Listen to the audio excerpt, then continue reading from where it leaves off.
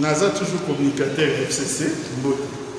Ce qu'il faut surtout dire, c'est que moi, si on a aboté na FCC, à Colina FCC, peut-être à Okufa na FCC, puis à la FCC, et Tingaï. Ou soit, nous on a été, qui était. FCC ne nous sali que, il y a des jours. Il y a, n'importe quel abus commis, ok, na Bangladesh, nous avons bêti nous bata, FCC ça commence à devenir ridicule. Liboso, montage à FCC. Ça, c'est dans un culte à français dans l'hôpital. Si vous voulez, le sous-sué, ils ont son montage. Problème est comme la justice. Et l'on a une étape de dénonciation et comme si on plainte. Et mon coup n'a pas de maintenant qu'on dit encore que c'est un montage à FCC. Mais il y a qui n'est pas déposer plainte. Dossier n'est pas dans la pointe ni mamie qui nous l'a fondé. Quand on va fonder Joseph Kabila. Il ne faut pas dire pour fonder Joseph Kabila. Mais c'est Moukouna, mais c'est Moukouna a quelques déposé dénonciation. Ils ont plainte après vidéo en attendant. Donc question de tout il faut tout naïr. Peut-être qu'il y a qui a tiré faveur de l'opinion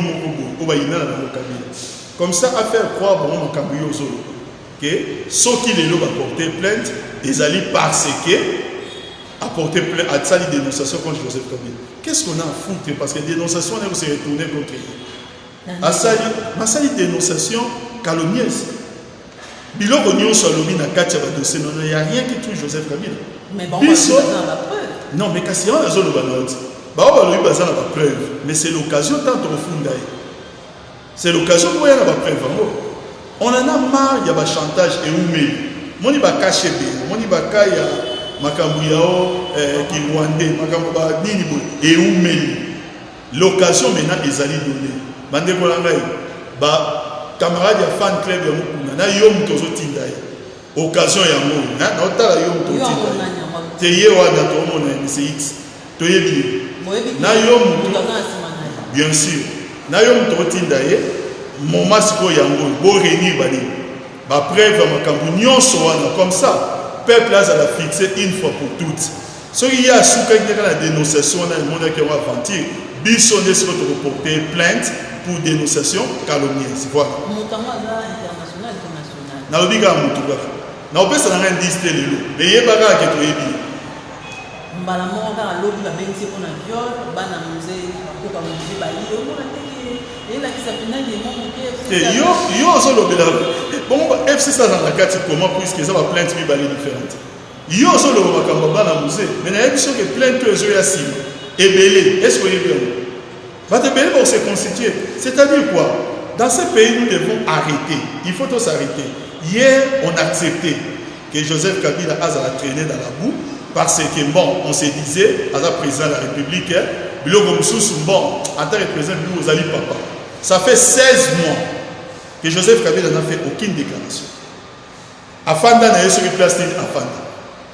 Il n'aimait pas la politique. Mais 16 mois, il y a d'autres personnes qui continuent à vous finir. Maintenant, aujourd'hui, au monde sommes en train de parler. Tolobi que crèvons l'abcès une fois pour toutes. Marabouabouze, il y a là un élément à Mouto Abouma Mouze. Puisque il dit qu'à peine Bobi fois du Mabolo comme ça innocent, Bayana. Batouba Beta Maboko. Ça, c'est d'abord la première chose. Makamboa, Yachebe, Til et l'autre Olobabou, ils ont un bateau. Moussou va se perpétuité. Nakati Abikamba Chebe. Donc Kabila se présente, ça fait 16 mois. Mais bateau va se hors de Kabila. Til et l'autre va fandi na Bango Kaka. Bandi na Bango Kaka Bolo. Babito Salaga Bolo parce que Kabila te protéger, tant que président, te protéger, soit après grâce à la président. L'occasion de l'eau est allée donner. Nous voulons vraiment une fois pour toutes crever l'abcès. À l'exception, Kabila a fait ça. Ok. Donc il est condamné. Kabila n'a pas fait ça. Nous sur ça la dénonciation calomnieuse. La chance que nous avons, il y a aussi c'est que Kabila n'est plus président. Mon côté, on va sur que Kabila sont instrumentalisés de tout ça. Et ça, nous allons porter plainte. Maintenant, il y a une série de plaintes. C'est le FCC. Biso FCC, maman Chibolate. On les a dans privé. Moukounande, mais c'est Moukounande, il a mélangé. Tant à mon tour la vidéo est mimi, maman va porter plainte. Pas au bani que soit porté plainte et que Mami Chiboulaye n'a dossier, on va lier à la FCC. Et apparemment, il semble réussir, puisque quelque chose autour n'a pas dit qu'opinion soit sur moi. Mais vous savez, la journée, c'est retracer les faits. Retracer les faits au monde avec une vidéo du mec qui a fait sa plainte. Donc, quelque chose autour n'a pas tout dans le monde.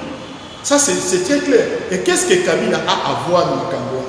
Mais deuxièmement, en termes même de procédure, pourquoi est-ce que Bateau va se tindailler, va se conseiller bientôt? On sait la dénonciation de la Cour constitutionnelle. Pourquoi faire? Premièrement, Kabila Nengaza Plaswana, il est sénateur. Il faut, avant même de convoquer n'importe quelle juridiction, il faut Sénat et faire sa autorisation à la majorité des tiers. Le Sénat ou le FCC. Il va faire sa majorité, il va faire sa autorisation. Deuxièmement, il est couvert par la loi. Aux autres, loi, bon, ben, on a ici mesure, mais mon président Fatia aux assos présidentiels, on va se faire ici mesure. Et ça, loi, pour que, en Afrique, tous l'un des rares pays qui réussit alternance pacifique. Il y a une loi motivée par une seule chose, c'est-à-dire tout éviter Mboka Moussou de Mboka Moussou. Mboka Moussou pour la notion alternance à pouvoir, parce que 50 ans. Biso to réussir à telle enseigne que pouvoir écueillir, éthique Mboka na kimia, éthique pouvoir sika mbongo. Mbongo pour passer la travaux ou à 100 jours pour les autres Moussou. Ah, donc qui c'est Moussou Soussou? C'est FCC, il n'y a pas si la vie n'a gagné. Donc, tu vois, tu es dans un cadre, tu es sur le qui est sur le computer comme ah, attends, il y a eu la mission à table. Massou Mounion soit Israël. Massou Mounion soit Israël, quand la mission vraiment. Pour gagner quoi? Pour fragiliser. Pour fragiliser Nani. Vous mission doit aller dans l'été. Babi Botia va pas jambe de belé. Comme à chaque temps, un exemple. Chef de l'État à Londres était habillé dans un stylo rouge. Bakoko à jambe on a sanctionné. Azongi bakutana oya zobenga ndekona, c'est-à-dire notre autorité morale. L'autorité morale c'est que ceux qui m'ont tout moi zo bakoko à jambe sanctionné. Il y a un stylo rouge. Et ça il va 3 mois sanction aux autres. Au il y a un certain moment dans la vie, Baba qui veut noyer son chien à 15 heures, dégage. Soit comme un solo où il dit c'est parce qu'il y a un scandale à 100 jours, il y a saut des moutons. Banane y a un lélo, il y a un ça pour que les travaux aient avancé. Il y a un gouvernement FCCT, en majoritairement FCCT. Le programme à 100 jours c'est un échec, et ça c'est un sécurité. Donc on va saut des moutons, les lieux ont avancé pour la le gouvernement récupérer le saut. Dans le gouvernement, banane va passer la majorité. Jour chef de l'État qui nous a inauguré, il y a un FCCT moutons, c'est saut des moutons. On peut savoir le coup, c'est pas chef de l'État. Alors, ni Nyango Oyo, il y a tout ça l'effort, il y a aussi la politique à Okoka Makambo.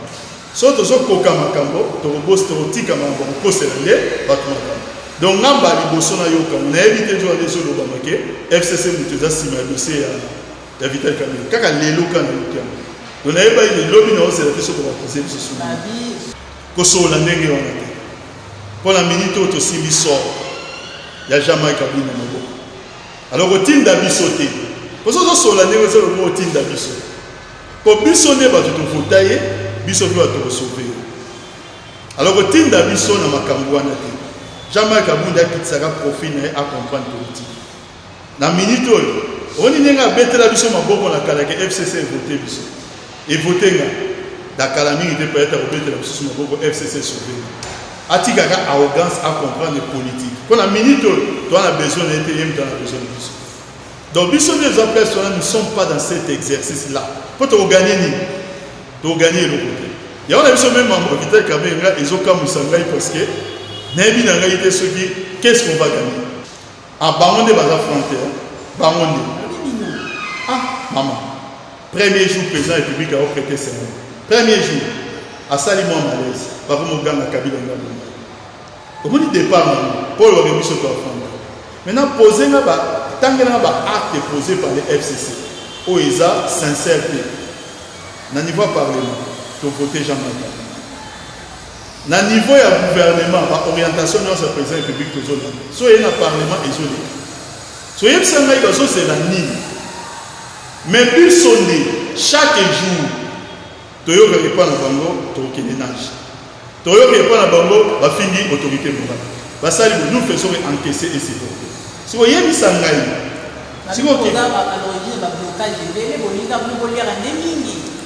Kasi il faut siko batangela biso ba blocage yango. Et ça simple. Nasi na biso maman, on va français qui veut noyer son chien la piste de rage. La vérité c'est quoi? C'est que nos amis balobaki mingi. Balobaki ya mingi aujourd'hui sont confrontés devant réalité. Bazana deux choix. Ou va reconnaître que tolobaki mingi mitoyebaki na biso te bolibisa biso, ça ils ne feront pas. Alors il faut ce que ça ni balobalo siko que non ndenge za boye et ça va FCC. Et c'est un langage de la facilité, va message ça on a battu. Mais sauf que petit à petit peu pas population de ça. Ils ont longue. Donc ça sont des moutons déjà c'est une belle illustration. Bah Akiza FCC, il m'a embrassé des moutons. De façon invraisemblable. Mais population va le moment mon quoi trop c'est trop. Parlons seulement maman makampo ya station caméra.